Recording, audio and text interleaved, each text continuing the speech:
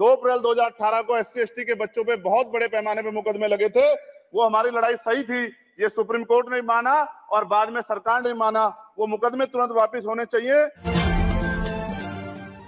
सर्वप्रथम मैं बहुजन समाज में जन्मे सभी संतों, गुरुओं, महान पुरुषों को नमन करता हूं, जिनमें महात्मा ज्योतिबा फूले, डॉक्टर बाबा साहब अम्बेडकर और मान्यवर काशीराम साहब को मैं याद भी करता हूं आज के दिन पर। साथ साथ नगीना की महान जनता और भीम आर्मी और हमारी पार्टी आजाद समाज पार्टी काशीराम के साथियों का भी धन्यवाद करता हूं। इसके बाद अपने कुल गुरु जगत गुरु सदगुरु रविदास जी महाराज को भी मैं नमन करता हूं, जिन्होंने दुनिया को लगभग 600 साल पहले बेगमपुरा शहर के रूप में दुनिया का सबसे महान लोकतांत्रिक दर्शन दिया।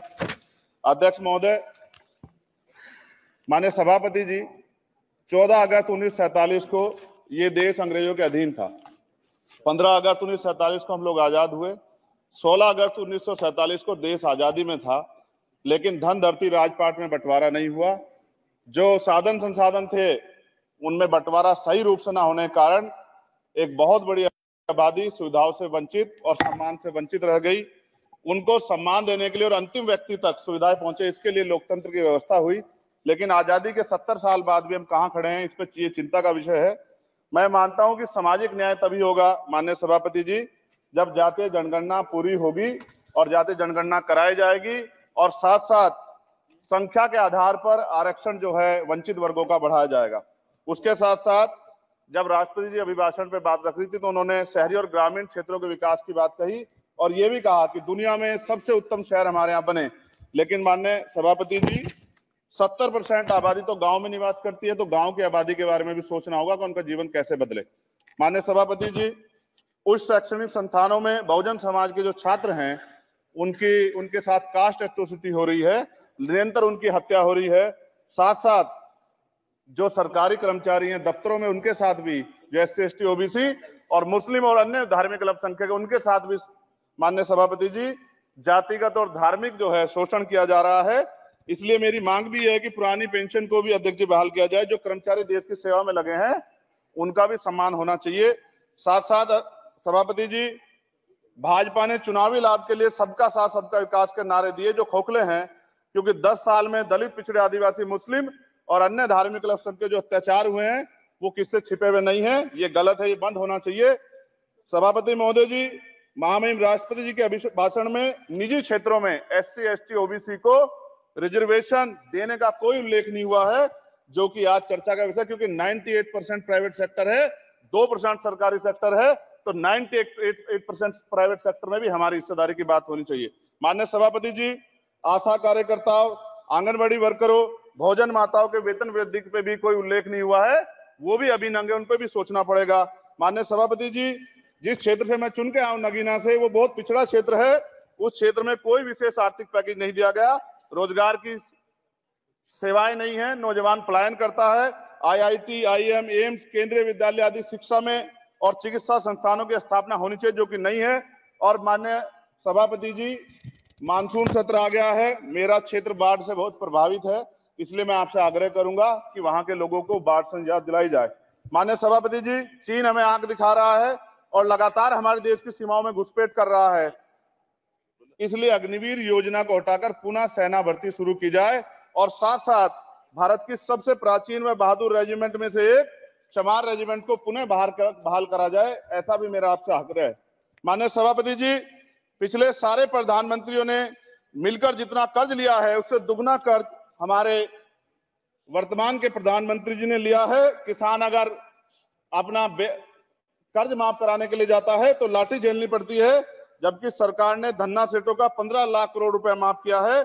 इस ओर हमें ध्यान देना पड़ेगा, हमारी आने वाली पीढ़ियों को ये कर्ज चुकाना पड़ेगा। माननीय सभापति महोदय जी, किसानों को MSP की लीगल गारंटी तथा किसानों का कर्ज माफ होना चाहिए। साथ साथ 2 अप्रैल 2018 को SC/ST के बच्चों पे बहुत बड़े पैमाने पे मुकदमे लगे थे, वो हमारी लड़ाई सही थी, ये सुप्रीम कोर्ट ने माना और बाद में सरकार ने माना। वो मुकदमे तुरंत वापस होने चाहिए। माननीय सभापति जी, प्रेस जो है उस पर भी शिकंजा कसा जा रहा है। जो पत्रकार सरकार खिलाफ बोलता है नौकरी से हाथ धोना पड़ता है, और सोशल मीडिया हमारा हथियार है, उस पर तरह तरह के प्रतिबंध लगाए जा रहे हैं और विरोध करने वालों को सोशल मीडिया हैंडल भी सस्पेंड करा दिए जा रहे हैं।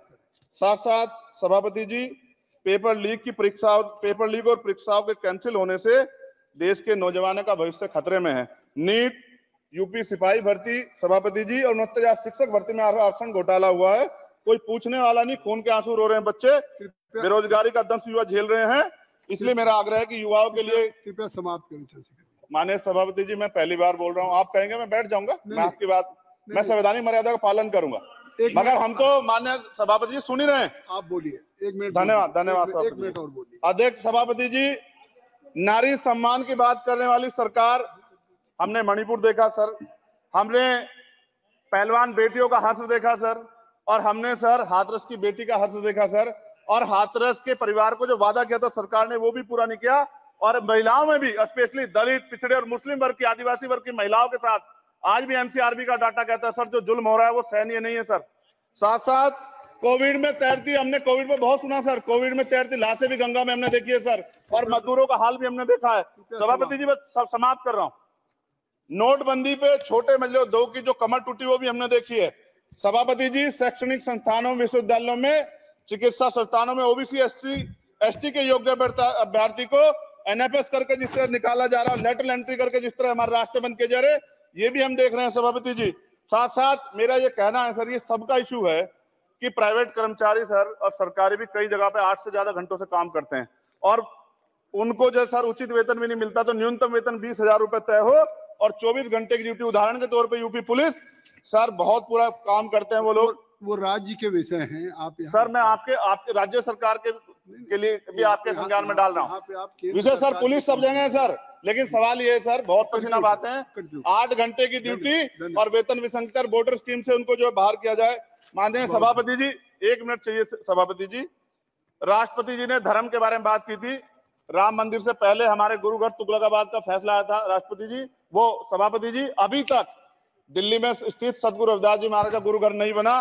साथ साथ सभापति जी, अपनी बात को खत्म करते हुए मैं आपसे कहना चाहता हूं कि जितना देश दूसरों का है सर, इतना हमारा भी है। हम मरने के लिए पैदा नहीं हुए, जो चाहता है हमारी हत्या कर देता है। मूछें रखने पे, घोड़ी पे बैठने पे, मटकी छूने पे हमारी हत्या हो रही है। क्या बदला है सर 70 साल बाद भी? दलित, पिछड़े, मुसलमानों पे हिंसा नहीं रुक रही है सर। मेरा आपसे संरक्षण के साथ ये आग्रह है कि इन घटनाओं को रोका जाए, और देश किसी की बपोती नहीं है, देश संविधान से चलता है सर, और संविधान से चलेगा, संविधान छेड़खानी बर्दाश्त नहीं की जाएगी सर। धन्यवाद।